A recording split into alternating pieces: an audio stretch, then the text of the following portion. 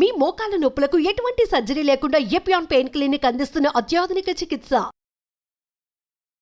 Welcome to our channel.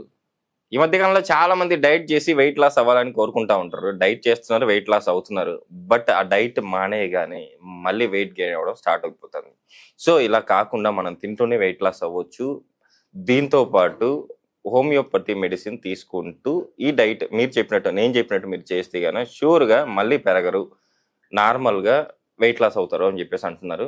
So ఈ విషయాలను తెలియజేయడానికి మనతో పాటు ఉన్నారు BHMS homeo physician doctor Chetan Raju garu. So sir ద్వారా ఈ విషయాలను తెలుసుకున్నాం. నమస్తే సార్. నమస్తే సార్. సార్, ఫస్ట్ మీరు చెప్పినప్పుడు నాకు ఫస్ట్ బాగా నచ్చింది ఏంటంటే మనం తింటూనే వెయిట్ లాస్ అవ్వచ్చు. సో చాలా మంది డైట్లు పాటిస్తూ ఉంటారు. అంటే తిండి తగ్గించేసి పూర్తిగా తగ్గించేసి 2 కేజీలు తగ్గాం, రోజుకి 2 రోజులకి 4 కేజీలు తగ్గామని చెప్పి చెప్పుకుంటా ఉంటారు. వాళ్ళు మళ్ళీ తినగానే మళ్ళీ తినడం స్టార్ట్ చేయగానే మళ్ళీ వెయిట్ గెయిన్ అవుతూ ఉంటారు. సో వాళ్ళు ఎంతైతే తగ్గారో అంతకు డబల్ అవుతారు. సో అలా కాకుండా హోమియోపతి మెడిసిన్ తీసుకుంటూ మీరు చెప్పినట్టు చేస్తే షూర్గా మళ్ళీ వెయిట్ పెరగకుండా నార్మల్గా, అంటే వాళ్ళు ఎంత వెయిట్ లాస్, వాళ్ళు ఎంత ఉండాలో వాళ్ళ BMI ప్రకారం అంతే అవుతారు అని చెప్పేసి అంటున్నారు కదా. సో అది ఎలా? ఇప్పుడు చూడండి, మీరున్నారు, మీ హైట్ ప్రకారం, మీ ఏజ్ ప్రకారం మీ వెయిట్ కరెక్ట్ ఉంది. Okay sir. ఓకే, కానీ ఇప్పుడు సేమ్ క్యారెక్టరిస్టిక్స్, మీ ఏజ్, మీ హైట్ ఉంది, ఆ మనిషికి ఎటువంటి రోగాలు లేవు, వాళ్ళ బాడీలో ఎటువంటి మెడిసిన్ వాడతలేరు, కానీ ఆయన వెయిట్ 90 కిలోలు 100 కిలోలు ఉందనుకోండి. Okay sir. దాని అర్థం ఏంది? ఎంతైతే వాళ్ళ బాడీకి అవసరం దానికన్నా ఎక్కువ వాళ్ళు తీసుకుంటున్నారు, అందుకే వెయిట్ పెరిగింది. అంటే సింపుల్ దాంట్లో చూసుకుంటే. కానీ ఒక్కొక్కసారి ఏమవుతుంది, షుగర్ వ్యాధి, బీపీ వ్యాధి, థైరాయిడ్ వ్యాధి, వీళ్ళకు మెటబాలిక్ ప్రాబ్లమ్స్, డిజార్డర్స్ వాళ్ళ బాడీలో ఉంటే, హార్మోనల్ ఇంబ్యాలెన్స్ వల్ల, అప్పుడు కూడా వాళ్ళు తక్కువ తింటే కూడా వెయిట్ పెరుగుతారు. Okay sir. కానీ ఇన్ జనరల్ మన బాడీకి ఎంత అవసరం దానికన్నా ఎక్కువ తీసుకుంటే మనకు వెయిట్ ఏమో పెరిగిపోతుంది. ఇప్పుడు మన దగ్గర ఒక పేషెంట్ కూడా వచ్చిండే. ఆ పేషెంట్ ఇప్పుడు రిటైర్ అయిపోయినరు అండ్ గవర్నమెంట్ జాబ్లోనే ఉండే. ప్లస్ ఇంకోటి ఏంటంటే ఆ పేషెంట్కి 63 ఇయర్స్ ఏజ్ ఉండే. అయినా నాకు మన దగ్గర కొంచెం మోకాలు నొప్పుల ప్రాబ్లం తోటి వచ్చిండ్రనమాట. స్టార్టింగ్ స్టేజెస్లో ఉండే, జస్ట్ నెల నుంచి మోకాలు నొప్పులు ఉండే. మనం మందులు ఇచ్చినాం, అది తగ్గిపోయింది. ఆ మోకాలు నొప్పులు ఎందుకు వచ్చేసారు అతనికి? మోకాలు నొప్పులు ఏజ్ తోటి వచ్చినాయి, అవి తగ్గిపోయినాయి. కానీ మనం కేస్ టేకింగ్ తీసుకున్నప్పుడు మనకేం తెలిసిందంటే ఈ పేషెంట్కి జాబ్ అయితే ఉండే, కానీ ఈయన స్పోర్ట్స్ మెన్ కూడా ఉండే. ఆ ఏజ్లో కూడా రోజు మార్నింగ్ 5:30కి ఫతే మైదాన్కి పోయి 5-6 కిలోమీటర్లు జాగింగ్ చేస్తుండే. ఆయన ఆడే స్పోర్ట్లు కూడా ప్రాక్టీస్ చేస్తుండే. కానీ మళ్ళీ రావడం, మోకాలు నొప్పులు తగ్గిపోయినాయి, మన దగ్గర రావడం మానేసిండ్రు. 6 months 1 year తర్వాత మళ్ళీ వచ్చిండ్రు. నేను చూసి ఆశ్చర్యపోయినా. ఎందుకంటే అంతకుముందు ఫిట్ ఉంటుండే మనిషి, ఇప్పుడు వెయిట్ ఏమో 88 కిలోలు అయిపోయింది. Okay sir. అంతకుముందు ఎంత ఉన్నాడు సార్? అంతకుముందు నార్మల్ ఉండే, 71, 72 ఉండే వెయిట్, హైట్ కూడా 5'10" ఉండే, ఫిట్ ఉంటుండే. అట్ ది ఏజ్ ఆఫ్ 62 మనం అసలు అనుకోకపోతుండే, అసలు అరే ఇంత ఏజ్ ఉంది, ఇంత మంచి పర్సనాలిటీ మెయింటైన్ చేసిండ్రు అనేసి. ఎక్సర్సైజ్ ఉండే కదా, స్పోర్ట్స్లో ఉండే, మంచిగా వెయిట్ కూడా కరెక్ట్ ఉండే. అయితే నేను అడిగిన, ఏమైందండి, ఇప్పుడు షుగర్ ఉందా, బీపీ ఉందా, థైరాయిడ్ ఉందా, ఏమైనా వేరే వ్యాధులు ఉన్నా? ఏం లేవు సార్, నాకు నేను ఇన్ని ఇయర్స్ స్పోర్ట్స్ ఆడినా నాకు ఏమవుతుంది, కానీ మళ్ళీ వెయిట్ ఎందుకు పెరిగింది అని నేను అడిగి. సరే ఏమైంది, మీ దగ్గర మోకాలు ట్రీట్మెంట్ తీసుకున్నా నేను, మోకాలు నొప్పులకి అవి మంచిగా అయిపోయినాయి. కానీ నాకు దాని తర్వాత ఏమైపోయిందంటే డైలీ జాగింగ్ పోవడం వల్ల మళ్ళీ ఎక్కడొస్తాయి, డైలీ ఎక్సర్సైజ్ చేయడం వల్ల మళ్ళీ ఎక్కడొస్తాయి అనేసి భయపడి నేనేమో మానేసిన ఎక్సర్సైజ్. ఓకే.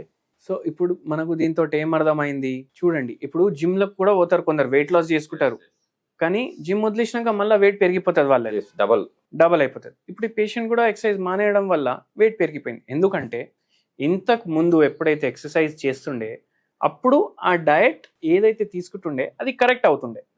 కానీ చాలా మంది ఏం చేస్తారు, ఎక్సర్సైజులు మానేసిన తర్వాత, ఈ జిమ్లకు పోవడం మానేసినాక డయట్ అయితే అదే కంటిన్యూ అయిపోతుంది, దాంతో వెయిట్ గెయిన్ అవుతుంది. ఇప్పుడు ఈసారికి కూడా ఇప్పుడు ఫిజికల్ యాక్టివిటీ లేదు, కానీ డయట్ అయితే పాత డయటే కదా. సో అట్లా చేయడం వల్ల వెయిట్ పెరిగిపోతుంది. అయితే మీకు ఏది అండర్లైన్ ప్రాబ్లమ్స్ లేవు అంటే, అయినా మీరు వెయిట్ పెరుగుతున్నారంటే దాని అర్థం ఏంది, మీకు ఫిజికల్ యాక్టివిటీ లేదు, మీరు తీసుకుంటున్నారు కదా ఫుడ్, ఆ క్వాంటిటీ ఎంత అయితే మీకు బాడీకి అవసరం దానికన్నా ఎక్కువ తీసుకుంటున్నారు, అందుకే బాడీ ఏమో దాన్ని స్టోర్ చేసుకుంటుంది. అయితే ఇప్పుడు దీన్ని మనం ఎట్లా రివర్స్ చేసుకోవచ్చు. ఏది ఇట్లా స్పెసిఫిక్ డైట్, ఏ డైట్ తీసుకున్నా మీరు, ఓన్లీ ప్రోటీన్ రిచ్ డైట్ తీసుకున్నా, లేదంటే గుడ్ ఫ్యాట్ రిచ్ డైట్ తీసుకున్నా, కీటో డైట్, దానికి 100 పేర్లు 100 డైట్లు ఉంటాయి. కానీ అది మీరు లైఫ్ టైం పాటించలేరు.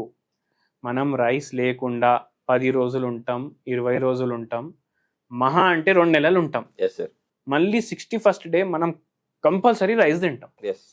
ఎందుకంటే మనకు టేస్ట్ బడ్స్ అదే, మనకు రైస్ మన ఫుడ్ అదే కదా మనకు కావాలి. సో మనం దీన్ని ఎట్లా కంట్రోల్ చేసుకోవచ్చు అంటే, నేను దాన్ని హాఫ్ మీల్ డైట్ అంటాను. Okay sir. Half meal diet, నా ఏ పేషెంట్ వచ్చినా మనకు వెయిట్ లాస్కి వస్తే మనం హోమియోపతి మందులు ఇస్తాము, ఆ పేషెంట్కి హాఫ్ మీల్ డైట్ స్టార్ట్ చేస్తాం అండ్ మిరాక్యులస్ రిజల్ట్స్ ఉంటాయి. Okay sir. ఎట్లా చేయాలి? ఇప్పుడు మార్నింగ్ టిఫిన్ చేస్తాం. టిఫిన్ చేసేటప్పుడు మనకు ఏముంటుంది? టిఫిన్లో దోశ ఉంటుంది అనుకో, ఎగ్జాంపుల్ దోశ. ఇంటికాడ మనం ఇప్పుడు బయట తిన్నాం అనుకోండి, దోశ మసాలా దోశ అంటే ఒక దోశ తింటాం. ఇంటికాడ 4, 5, 8 తింటూనే ఉంటాం. అయితే అమ్మ వేస్తూనే ఉంటుంది, మనం తింటూనే ఉంటాం. అట్లా ఉంటుంది. ఇప్పుడు కూర్చునే ముందు, తినడానికి కూర్చుంటాం కదా, కూర్చునే ముందు మనం మన మైండ్ తోటి మాట్లాడుకోవాలి. అరే ఎంత తింటావు? మైండ్ ఏమంటుంది? 5 దోశలు తింటా, లేకపోతే 6 దోశలు తింటా. 6 అని చెప్పింది కదా మైండ్, దానికి హాఫే ఇవ్వాలి. 3 దోశలు తినాలి, ఆపేసేయాలి. అట్లా మనం హాఫ్ క్యాలరీస్ మన డైట్లోకి వెళ్ళి తీసేస్తున్నాం. మళ్ళీ లంచ్ రైస్, సాంబార్, పప్పు అన్నీ ఉంటాయి. ఇంత రైస్ తినాలనిపిస్తే ఇంతే రైస్ తినాలి, దాంతో ఆపేసేయాలి. ఉంటుంది ఆకలి. ఇప్పుడు పేషెంట్లు ఏమంటారు, అరే ఫుల్ ఆకలి అవుతుంది సార్, మేము ఆపుకోలేము అది అంటే. 2 రోజులు 3 రోజులు ఉంటుంది. దాని తర్వాత బాడీ కూడా అర్థం చేసుకుంటుంది, ఏమనేసి వీడు దీనికన్నా ఎక్కువ ఇవ్వడు నీకు అనేసి, అంటే సెల్ఫ్గానే అనుకుంటుంది. డిన్నర్ కూడా అట్లనే చేయాలి. ఇట్లా చేయడం వల్ల మనం డైలీ సగం క్యాలరీస్ మన లైఫ్లోకి వెళ్ళి తీసేసినాం. అండ్ దాంతోపాటు మనం ఏం చేయాలంటే, తినే ముందు ఒక 1 glass of Luke warm water తీసుకోవాలి. ఓకే.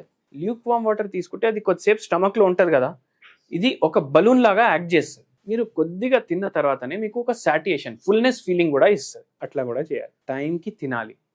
అండ్ దీంతో మనం హోమియోపతి మెడిసిన్స్ కూడా తీసుకోవాలి. Okay sir. అయితే మనకు వెయిట్ లాస్ ఏదైతే ఉంటుంది అది విదౌట్ ఎనీ సైడ్ ఎఫెక్ట్స్ ఉంటుంది.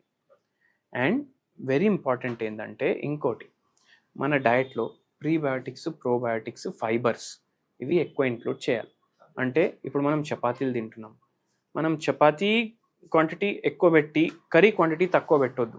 ఓకే. కర్రీ క్వాంటిటీ ఎక్కువ చేసి చపాతీ క్వాంటిటీ తక్కువ చేయాలి. దాంతో ఫైబర్ ఎక్కువ పోతుంది మన డయట్లో. ఫైబర్లో క్యాలరీస్ ఉండవు, అయితే డైజెస్ట్ కాదు. సో ఆటోమేటికలీ క్యాలరీస్ అక్కడ కూడా తగ్గుతాయి. మళ్ళీ తినే ముందు కీరా, బీట్రూట్, క్యారెట్లు ఇవి రా ఫామ్లో తినాలి. Okay sir. ఉల్లిపాయలు తినాలి.